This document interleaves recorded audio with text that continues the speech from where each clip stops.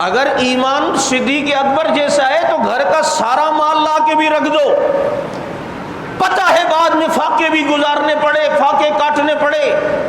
تو زبان پہ شکوہ نہیں آئے گا کہ ربا میں نے تو سب کچھ دے دیا، میرے پر فاقے آ گئے، وہ کہاں ہیں؟ 1 2 تو 10 نیکیاں ملیں گی، ایک کے بدلے 10 ملیں گے، ایک کے بدلے اللہ کئی دے گا۔ ایسے پھر زبانوں پر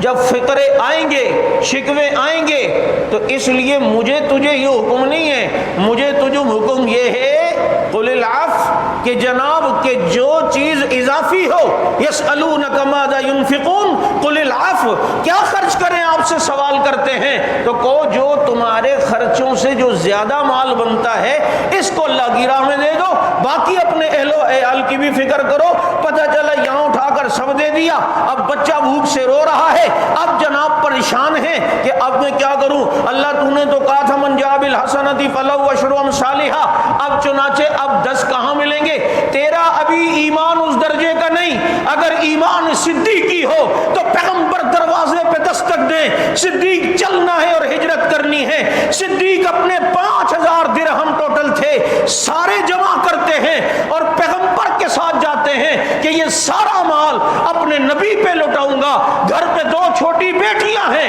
ایک بوڑھا باپ ہے، لیکن ان کے لیے 1 درہم بھی نہیں چھوڑا کہ چلو 1 درہم چھوڑ دیں، 1 درہم ان کے لیے رکھ کے چلے جائیں۔ اور بیٹیاں بھی تو صدیق کی ہیں۔ جب باپ نے، ابو بکر صدیق کے والد نے ان بچیوں کے دادا نے پوچھا گھر کے لیے بھی کچھ چھوڑ کے گیا یا نہیں، تو بیٹیاں تھیلے کے اندر کنکریاں لا کر دکھاتی ہیں اور دادا نابینا ہے، ابو قحافہ ہاتھ پھیرتے ہیں، کہتے ہاں ہاں واقعی گھر کے لیے بھی بہت کچھ چھوڑ کے گیا، اسے پتہ نہیں پروانے کو چراغ، بلبل کو پھول، بس صدیق کے لیے ہے خدا کا رسول بس۔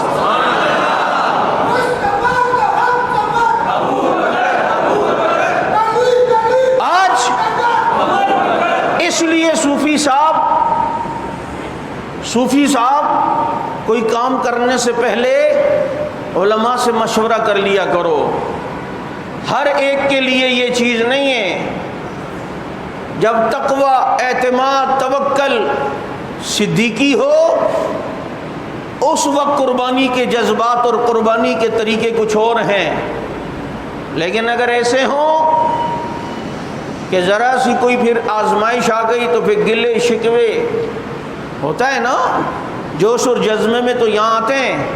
لیکن اللہ نہ کرے پھر پکڑے گئے، کبھی ڈنڈے سوٹے لگے، پھر آ کے کہتے ہیں توبہ، ناگن چرنگی کے قریب سے بھی نہیں گزروں گا۔